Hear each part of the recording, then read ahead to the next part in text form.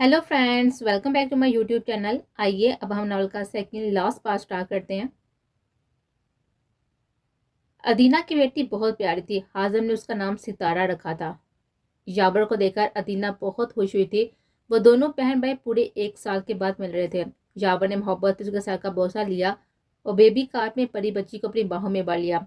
गुलाबी गुलाबी सी गुड़िया के गाल का जब उसने बोसा लिया तो उसे महसूस हुआ जैसे नरम रूई को छू लिया। उसे उस पर टूट कर प्यार आया। रुबीना बेगम तो खुशी से फूले नहीं समा रही थी। यावर बच्चों के लिए भी अदीना के पास आया था। हमारी बांजी तो बहुत ही प्यारी है, अपने मामू पर गई है ना। उसके बाप पर अदीना मुस्कुराई थी। जी नहीं, ये अपनी अभी भी तक ना होने वाली मेहमानी पड़ गई है। अदीना के बाबा यावर की मुस्कुराहट सिमटी थी और थोड़ी देर पहले जोरा से होने वाली टक्कर फिर से याद आए थे। उसे एकदम से सब कुछ बहुत ही वीरान सा लगे था।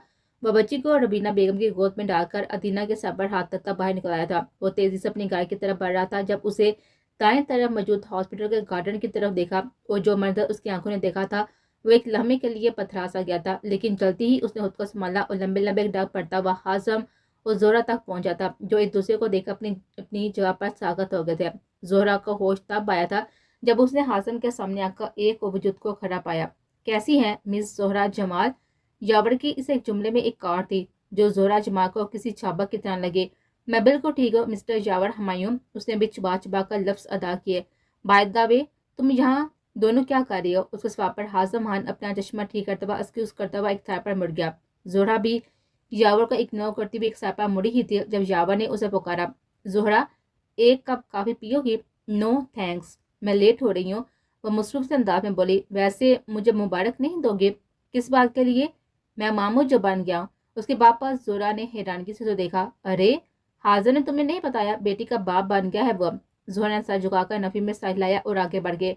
यावर उसे खरा तब तक देता रहा था जब तक वो आंखों से ओझल न हो गए। उसके बाद वो कैंटीन चलाया जहाँ पर हाजम खान एक टेबल पर बैठा माजी में खोया हुआ चाय की चुस्कियां ले रहा था। यावर उसके सामने वाली चेयर पर बैठा तो उसने चौंक को देखा। यावर थोड़ी देर उसे आंखें छोटी करके देखता रहा। अदीना को कब घर लेकर जा रहे हो? शाम को, मुख्तसर जवाब आया था।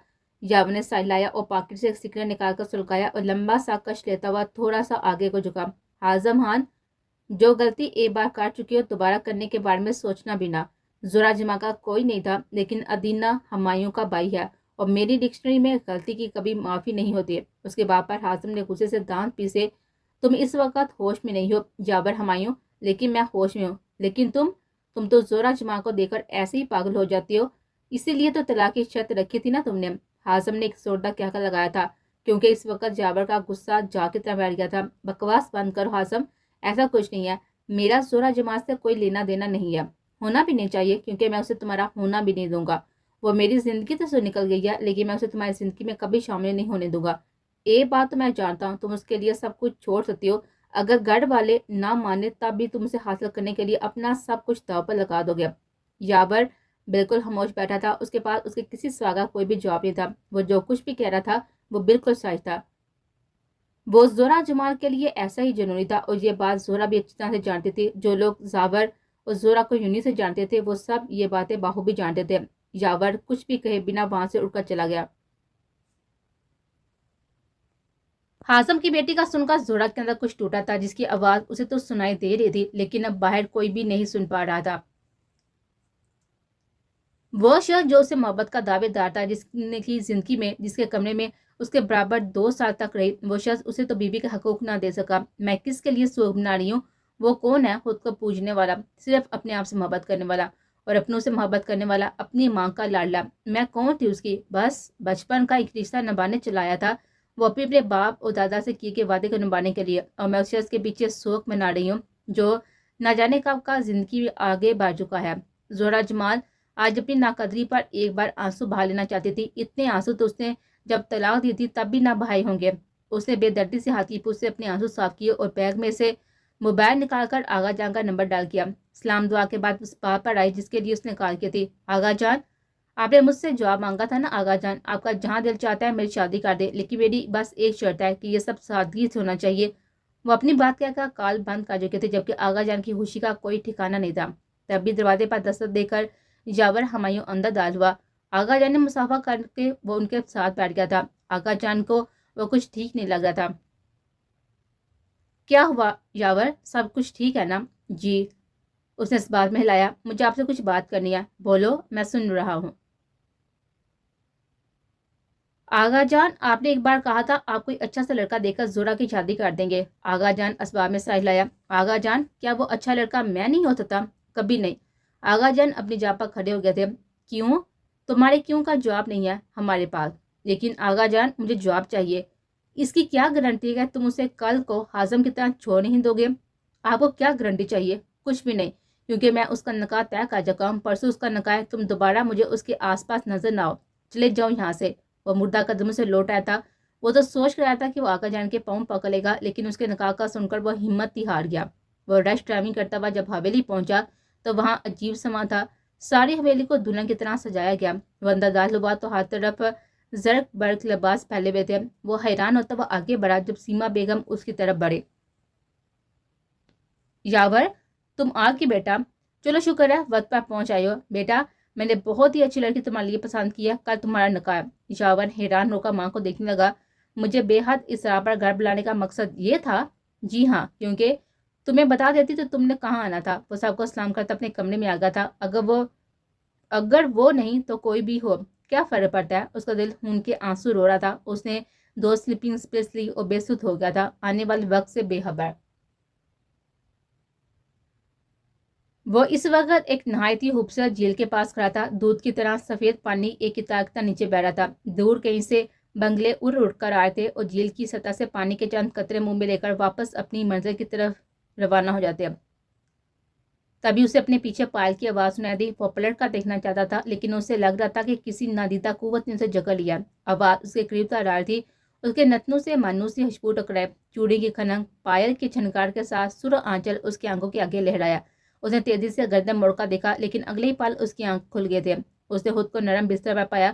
وہ آنکھیں پاڑے اپنے آس پاس دیکھنے لگا، لیکن سارا منظر بدل چکا تھا۔ اس نے آنکھیں موند کر پھر سے وہ منظر یاد کرنے کی کوشش کی، لیکن وہ اس طرح سے امیجن نہیں کر سکا۔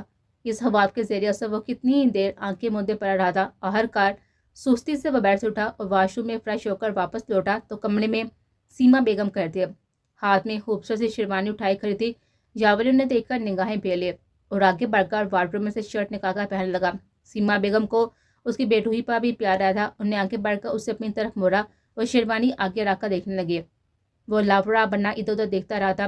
میرا بیٹا تو آج شہزادہ لگے گا۔ وہ ان کے آگے سے ہٹ کر بیڈ کی طرف مڑ گیا تھا۔ سائڈ ٹیبل سے سگریٹ اور لائٹر نکال کر سگریٹ سلگایا تو سیما بیگم نے آگے بڑھ کر اس کی پیشانی چوم لی۔ یاور، جلدی سے تیار ہو کر نیچے آ جاؤ۔ ماں، اس کے پکار پر دروازے کے ہینڈل پر ہاتھ رکھ کر بغیر پلٹے کھڑی رہی۔ ماں، کیا یہ نکاح پرسوں نہیں ہو سکتا؟ نہیں، وہ کہہ کر باہر نکل آئی۔ یاور بے بسی سے اٹھ کر ٹہلنے لگا تھا۔ اس نے ایک آخری کوشش کے لیے آغا جان کا نمبر ڈائل کیا۔ کافی دیر رنگ جاتی رہی، لیکن کسی نے بھی کال ریسیو نہ کی۔ اس نے پاس پڑے شیروانی پر نظر بھی نہ ڈالی اور وارڈروب سے ہمیشہ کی طرح بلیک قمیض شلوار پہن کر نیچے آیا تو ادھر ادھر دیکھے بغیر بیرونی دروازے کی طرف مڑا، لیکن راستے میں ہی سیما بیگم نے اسے روک لیا تھا۔ گرین کلر کی قمیض شلوار جس پر میرون کام کیا ہوا تھا، ہم رنگ دوپٹہ سر پر ٹکائے، کاندھوں پر میرون شال ڈالے، اس کے سامنے تھے۔ انہوں نے آگے بڑھ کر اسے گلے لگایا۔ وہ باہر آیا تو گاڑی میں دادا جان بھی موجود تھے۔ فرنٹ سیٹ پر دادا جان تھے، جبکہ بیک سیٹ پر یاور ماں کے ساتھ بیٹھ گیا۔ حویلی سے 3 گاڑیاں بیک وقت نکلی تھی۔ گارڈز کی ایک گاڑی آگے اور ایک ان کی گاڑی کے پیچھے جا رہی تھی۔ گاڑی جس وقت ہوشیار میں دال ہوئی، یاور نے حیران ہو کر ماں کی طرف دیکھا، جس کو دیکھ کر میں نے ہیزی سے مسکرائے تھے۔ اسے گاڑی کو جانے پہچانے راستوں پر مڑتے ہوئے دیکھا تو وہ بے چین ہوا تھا۔ گاڑی جس وقت رامیس ولا میں دال ہوئی تھی وہ بے چین ہوا تھا۔ دھڑکنوں نے دگنی رفتار پکڑ لی۔ آغا جان اور رمیز صاحب نے بہت ہی خوش دلی سے اس کا استقبال کیا۔ یاور کی کیفیت تو بس کسی صدمہ زدہ انسان کی تھی۔ نکاح نامے پر دستخط کرنے کے بعد سب سے ملتے ہوئے بھی اسے ایسا لگ رہا تھا وہ کسی حوابسی کیفیت میں ہو۔ آغا جان یاور کے پاس آ کر بیٹھے تو اس نے شکوہ کی نظر سے انہیں دیکھا اور پھر بے ساتھ مسکرا دیا۔ آغا جان نے اس کا کاندھا تھپکایا۔ مجھے تم پر اور حازم دونوں ہی بہت عزیز ہو، لیکن یاور تم وہ غلطی کبھی نہ کرنا جو حازم نے کیا۔ میری بیٹی کا میرے علاوہ کوئی بھی نہیں ہے، وہ رشتوں کے معاملے میں بہت ہی غریب ہے۔ مجھے یقین ہے تم اس کا بہت خیال رکھو گے۔ اگر اسے کوئی بھی خطا ہو جائے تو درگزر کرو گے نا؟ جواب دو یاور۔ آغا جان، آپ کی پوتی کو 100 دفعہ میرا خون بھی معاف ہے، اور بتائیں اور کیا کہوں جس سے آپ کو یقین ہے؟ آپ کبھی بھی نا امید نہیں ہوں گے۔ اس کے باپا آغا جان طمانینت سے مسکرائے۔ وہ آتے ہوئے جتنا مایوس تھا، واپسی کے سفر میں اس قدر خوش و مطمئن تھا۔ وہ خود ڈرائیو کر رہا تھا، اس کے برابر آگا جان بیٹھے تھے، پچھلی سیٹوں کی ترتیب وہی تھی۔ باس جاور کی جگہ اس وقت زہرہ جمال برجمان تھی۔ گاڑی تیزی سے گاؤں کی طرف بڑھ تھی۔ سیما بیگم اپنے فیصلے سے مطمئن تھی، لیکن طوفان تو تب اٹھے گا نا جب روبینہ بیگم اور ادینہ کو پتہ چلے گا۔ سیما بیگم آنے والے وقت سے ڈر بھی رہی تھی، لیکن بیٹے کا مطمئن چہرہ دیکھ کر انہیں اپنے اندر ڈھیرو سکون اترتا ہوا محسوس ہو رہا تھا۔ جس وقت نکاح کے بعد اس نے انہیں گلے لگا کر ان کی پیشانی چومی تھی، انہوں نے جاور کی آنکھوں میں خوشی کے آنسو دیکھے تھے۔ وہ آنسو ساتھ مسکرا رہے تھے۔ انہوں نے آج آغا جان سے کیا ہوا وعدہ پورا کر دیا تھا۔ گاڑی جس وقت حویلی کے احاطے میں داخل ہوئی تھی، حویلی روشنیوں سے جگمگا اٹھے تھے۔ جاور انہیں حویلی چھوڑ کر خود واپس کہیں چلا گیا تھا۔ سیما بیگم نے اچنبے سے بیٹے کو دیکھا، اس نے رخ موڑ کر بھی زہرہ کو نہیں دیکھا تھا، اور یہ ان کے لیے حیرت کا باعث تھا۔ وہ اس وقت جمال ماموں کی قبر پہ آیا تھا۔ پچھلے 7 سالوں میں وہ جتنے بھی دن گاؤں میں رہتا تھا، ایسے روزانہ ان کی قبر پر آتا تھا۔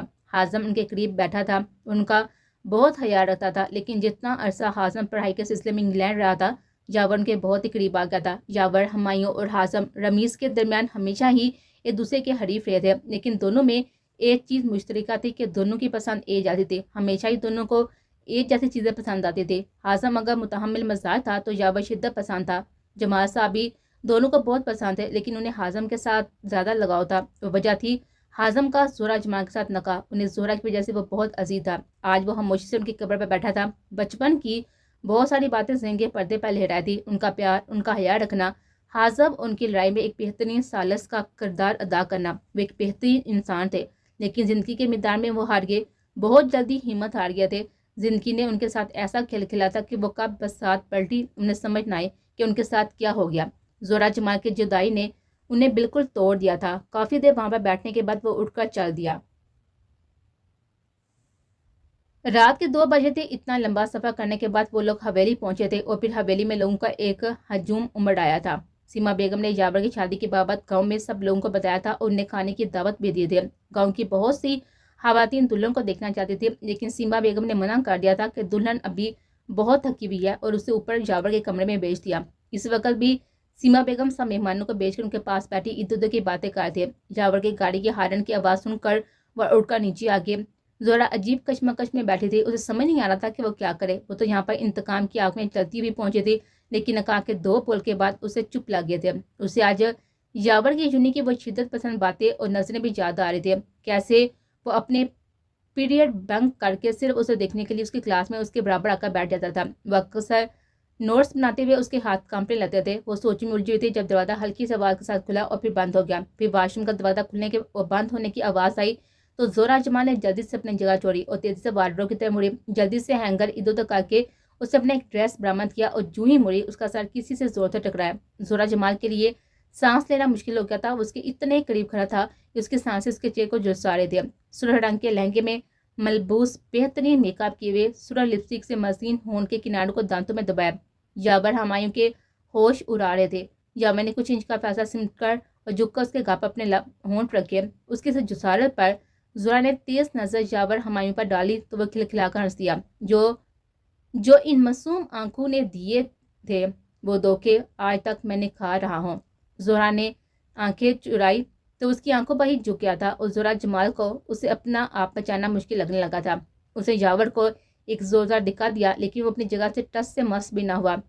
زہرہ کی آنکھوں میں بسی سے آنسو چپکنے لگے تھے، اور جاور ہمایوں بھلا اس کی آنکھوں میں آنسو دے سکتا تھا، وہ بھی اپنی وجہ سے وہ جلدی سے پیچھے ہٹ گیا، اور زہرہ جمال اس کی سائڈ سے نکل کر ڈریسنگ روم میں گھس گئے۔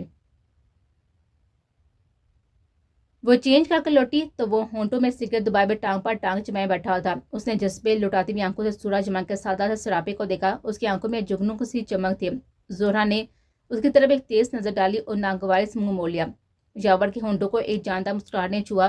اس نے ہاتھ میں موجود آدھا جلا ہوا سگریٹ ایش ٹرے میں مسلا اور اپنی جگہ پر کھڑا ہوا اور زہرہ کی طرف پیش قدمی کی۔ زہرہ جمال اسے اپنی طرف آتا ہوا دیکھ کر کھڑی ہو گئی۔ جاور کے قریب آنے پر وہ دونوں بازو سینے پر باندھ کر رخ موڑ کر کھڑی ہو گئے تھے۔ ایک تیری ہوائی بس کائنات کس نے مانگی ہے؟ زہرہ نے ناگوار سے اسے دیکھا۔ جاور نے ہاتھ بڑھا کر اس کی آنکھوں کے پاس موجود بالوں کے پیچھے کرنا چاہا۔ زہرہ تیزی سے 2 قدم پیچھے ہوئی تھی۔ جاور نے مسکرا کر قدم آگے بڑھائے اور پھونک مار کر بال پیچھے کیا۔ چلو کائنات بانٹ لیتے ہیں، تم میرے باقی سب کچھ تمہارا۔ یاور نے بڑی ادا سے ایک شعر اور پڑھا تھا اور زورا کا غصہ اب سب نیازے پر تھا۔ دیکھو یاور ہمایوں، یہ بات یاد رکھنا، میں نے یہ شادی آغا جان کے کہنے پہ کی ہے، مجھے کسی قسم کی امید مت رکھنا، تم بھی ہاضم خان کی طرح کچھ دن دل بہلاؤ گے اور پھر تم اپنے راستے پر، ہم اپنے راستے، کچھ دنوں میں تمہارا دل بھی بڑھ جائے گا اور تم بھی اپنی اوقات دکھا دو گے۔ نہ کہا کرو ہم چھوڑ دیں گے تم کو، نہ ہم اتنے عام ہیں، نہ تیرے بس کی بات ہے یہ۔ زورا جمال اس کے ان بیتوں کی شعر و شاعری سے جھنجھلا گئے تھے۔ اس نے جان بوجھ کر ہاضم کا نام لیا تھا، اسے غصہ دلانے کی کوشش کر دی، جبکہ وہ آج بڑے موڈ میں تھا۔ زورا تنگ آ کر اسے ہاتھ سے ایک سائے پر دکھا دیتی ہوئی جا کر کمر تانگ کر لیٹ گئے۔ یاور ہمایوں نے ایک سرد آب بھری اور سگریٹ اور لائٹر لے کر کمرے سے نکل گیا۔ خاموشی گہرے پانیوں سی ہوتی تھی، جیسے سمندر کی تہہ میں اترے بنا یہ نہیں بتایا جا سکتا کہ وہاں کیا ہوگا۔ ایسے کسی انسان کے دل میں اترے بغیر کیسے کسی کو جان سکتی ہو۔ وہ اس وقت سیما بیگم کے برابر بیٹھی ہوئی تھی، اس کے سامنے صوفے پر پاؤں لمبے کیے ہوئے ٹیبل پر رکھے ہوئے بیٹھا تھا۔ تھوڑی دیر کے بعد ملازمہ چائے کر لے کر آئے تو وہ اس سب کے لیے کپ میں چائے انڈیلے لگی۔ سیاہ اور گلابی رنگ کے لباس میں اس کی گوری رنگت اور بھی دمک رہی تھی، سنہری بال دوپٹے میں چھپے ہوئے تھے، اگر اس کے پار ہوتے تو یہ ضرور پڑی ہوتی۔ یاور دلربا سراپے میں کھویا سوچتا رہا تھا، اگر اسے علم ہو جائے کہ میں اس کے بارے میں کیا سوچتا ہوں تو اس کے تاثرات کیا ہوں گے۔ اس کے لبوں پر دھیمی مسکراہٹ پھیل گئی تھی، اس کو دیکھنے میں اس قدر مگن تھا کہ اسے احساس نہیں ہوا کہ کب وہ چائے کا کپ لیے اس کے سر پر کھڑی تھی۔ یاور کے دیکھنے پر اس نے شعلہ برساتی ہوئی نظر سے دیکھا تھا۔ یاور نے مسکرا کر اسے کپ لیا اور جان بوجھ کر اپنی انگلیاں اس کی انگلیوں سے مس کی تھی۔ اس نے تیزی سے ہاتھ کھینچ لیا۔ یاور کی یہ حرکت سیما بیگم سے چھپی نہ رہ سکی تھی، اس کی اشارے پر مسکرا کر دادا جان سے باتیں کرنے لگی۔ یاور کل سے اسلام آباد گیا ہوا تھا، زورا کی اس کمرے میں اپنی حکومت تھی۔ اس نے آج خوب سو کر اپنی نیند پوری کی اور پھر تفصیل سے کمرے کا جائزہ لیا۔ یاور کی موجودگی میں تو وہ کمرے میں رات کے آخری پیر آتی تھی اور صبح اس کے اٹھنے سے پہلے نکل جاتی تھی، یہ جانے بنا کہ وہ تو اس کے آنے سے پہلے کمرے میں ٹہلتا ہی رہتا تھا۔ Bed, side table, alarm clock, سنگار میز پر سلیقے سے رکھی ہوئی پرفیومز کی بوتل، ایئر فریشنرز، لوشن، صوفوں کے درمیان رکھے ہوئے شیشے کی میز پر رکھے ہوئے گلدان اور ان میں رکھے ہوئے پھول، سامنے والی دیوار پر ماہرانہ ہاتھوں سے سجائی گئی ہوئی دوڑتے ہوئے گوروں کی خوبصورت سے پینٹنگ، کمرے کے وسط میں لگا ہوا جھومر، سلک کے نفیس چمکدار پردے، فرش سے چھت تک ہر چیز سفید رنگ کا لبادہ اوڑھے تھی۔ زورا کمرے کی خوبصورتی دیکھ کر ساکت رہ گیا تھی۔ ایسی شاندار کمرہ تو اس نے اپنے خیالوں میں بھی نہیں سوچا تھا۔ وہ اس گھر میں پہلے بھی کئی بار آ چکے تھے، لیکن اس کمرے تک اس کی رسائی کبھی نہ ہوئی تھی۔ اس کمرے کی خوبصورتی سے ہر درجہ متاثر تھی، اس کی خوبصورتی میں کھو گئے۔ تبھی دروازے پر دستک دیکھ کر سیما بیگم مسکراتی ہوئی اندر داخل ہوئی۔ انہیں اس کے سادہ سے حلیے پر ایک نظر ڈالی اور الماری کی طرف بڑھ گئے۔ ایک کام والا گرین کلر کا خوبصورت جوڑا نکال کر زہرا کی طرف بڑھایا۔ زہرا، جلدی سے یہ پہن لو، یہ تو بہت بھاری سوٹ ہے، ایسے ڈریس گھر میں کیسے پہن سکتی ہوں؟ اچھا۔ سیما بیگم نے ایک اور ہلکے گلابی رنگ کی لمبی فراک پیر پر رکھی، جس کے گلے اور گھیرے پر سلور دھاگے اور نگوں کا نفیس سا کام کیا گیا تھا۔ جلدی سے پہن کر آؤ، پھر دیکھو میں تمہاری خوبصورتی کو کیسے چاند لگاتی ہوں۔ وہ ابھی کچھ بولنے کے لیے پر تول ہی رہی تھی کہ سیما بیگم نے ہاتھ اٹھا کر اسے کچھ بھی بولنے سے منع کر دیا تھا اور بیڈ سے کپڑے اٹھا کر اس کے ہاتھ میں تھماتے ہوئے اس کا روٹ ڈریسنگ روم کی جانب موڑ دیا۔ ارے واہ، اب لگ رہی ہو نا میری بہو، کچھ دیر پہلے تو ایسا لگ رہا تھا جیسے برسوں کی بیاہی بھی کوئی خاتون ہو۔ چلو اب جلدی سے یہاں پر بیٹھو تاکہ میں تمہیں تیار کر سکوں۔ ویسے کچھ زیادہ تو مجھے آتا نہیں ہے، لیکن پھر بھی کوشش کرتی ہوں۔ اس کے سنہرے بالوں کو کینچے میں مکیت کر کے اس کے حسین نقوش کو اپنی مہارت سے مزید نکھارنے لگے۔ واہ، کتنی پیاری لگ رہی ہو۔ وہ خود آئینے میں اپنا عکس دیکھ کر حیران رہ گئے تھے۔ سیما بیگم نے ایک نازک سا گلو بند نکال کر اسے پہنایا اور پھر سنگار میز پر چوڑیوں والے ڈبے میں سے ہم رنگ چوڑیاں اس کی کلائی پر بڑھ دی۔ یہ کچھ زیادہ نہیں ہو گیا؟ وہ من منائے۔ تم نئی نویلی دلہن ہو، تمہیں تو ہر وقت تیار رہنا چاہیے۔ سیما بیگم نے اسے پیار سے ڈپٹا تھا۔ پلیز، مجھے عجیب لگ رہا ہے، ایسے کیسے سب کے سامنے جاؤں؟ ایسے کیسے عجیب لگ رہا ہے؟ ارے سجنا، سنورنے کے یہی تو دن ہے۔ ان کے پاس ان کی ہر بات کا جواب تھا۔ وہ اکتائی سے لگ رہی تھی، اسے لگ رہا تھا کہ یاور سمجھے گا کہ اس کے لیے تیار ہوئی ہے اور وہ اسے کسی خوش فہمی میں نہیں رکھنا چاہتے تھے۔ وہ سیما بیگم کے ساتھ بیٹھی تھی جو کھانے پر یاور کا انتظار کرتی۔ وہ پریشان سی لگ رہی تھی۔ زہرا ان سے کئی بار پہنچ چکی تھی کہ کیا مسئلہ ہے، کئی بار پوچھ چکی تھی کہ کیا مسئلہ ہے، وہ کیوں پریشان ہے، لیکن وہ مسکرا کر کچھ نہ کچھ کہہ کر خاموش ہو جاتی تھی۔ وہ کب سے ادھر ادھر چکر لگا تھی اور جس وقت کمرے میں آئی اس وقت تو اس کا موڈ بالکل ٹھیک تھا، لیکن اس وقت وہ سخت ٹینشن میں تھی۔ تبھی باہر گاڑی کے ہارن کی آواز سنائی دی تو وہ پریشان ہو کر زہرا کو دیکھنے لگے۔ وہ تیزی سے زہرا کی طرف مڑی، اسے جلدی سے اوپر کمرے کی طرف جانے کو کہا۔ وہ حیران ہو کر دیکھنے لگی۔ زہرا بیٹا، جلدی جاؤ، ہم بعد میں بات کرتے ہیں، اس وقت یاور گھر پر نہیں ہے، میں حالات کنٹرول نہیں کر سکتی۔ وہ بھاگتی ہوئی اوپر پہنچی اور ونڈو سے نیچے دیکھا تو بلیک کلر کی مرسیڈیز سے ہاشم، ادینہ اور روبینہ بیگم اترے تھے۔ روبینہ بیگم نے پوتی کو اٹھا رکھا تھا۔ غصے کی ایک تیز لہر اس کے رگو پے میں دوڑ گئی تھی۔ اس نے دوپٹہ کھینچ کر بیڑ پر پھینکا، زیورات اتار کر بے دردی سے ادھر ادھر پھینکے۔ اسے آج اپنی بے وقتی کا احساس ہو رہا تھا۔ وہ کسی مجرم کی طرح اس خوبصورت کمرے میں بند ہو چکی تھی۔ اسے کچھ ہوش نہیں تھا، کب سحر پیر سے شام ہو گئی، کب شام رات میں بدل گئے۔ 8 بج کے قریب یاور بھی لوٹ آیا تھا اور رات کے 10 بج گئے، لیکن وہ بھی کمرے میں نہیں آیا۔ اسے اپنے دل میں ایک درد سا محسوس ہوا تھا۔ وہ جلدی سے اٹھی اور ایک بیگ میں اپنی کپڑے ڈالنے لگے۔ تبھی ہلکی سی آواز کے ساتھ دروازہ کھلا اور یاور اندر داخل ہوا۔ زہرا کو دیکھ کر وہ حیران ہوا۔ تم گھر میں ہی ہو؟ تم نیچے کیوں نہیں آئی؟ اس کے سوال پر زہرا کا دل چاو کا سر پھاڑ دیا۔ وہ خاموش ہی رہی اور بیگ میں سے کپڑے ڈال کر اس کی طرف مڑے۔ مجھے تمہاری ہیلپ چاہیے۔ جی بولیے، ہم تو آپ کے ملازم ہیں۔ تم نے اپنے ڈرائیور سے کہا کہ مجھے لاہور چھوڑا ہے۔ کیوں؟ آگے بات اس کے لہجے میں سختی دار تھی۔ کیونکہ میں اب یہاں اس قید خانے میں مزید نہیں ٹھہر سکتی۔ کیا مطلب؟ مطلب کچھ بھی نہیں ہے۔ کیا تم میری مدد کرو گے؟ نہیں۔ وہ جواب دے کر صوفے پر بیٹھ کر جوتے اتارنے لگا۔ زہرا نے آگے بڑھ کر ٹیبل پر رکھا ہوا اس کا موبائل اٹھایا۔ پاسورڈ لگاؤ۔ یاور نے سوچتی نظر سے دیکھا۔ زہرا، کیا زہرا؟ میں کہہ رہی ہوں کہ پاسورڈ کھولو۔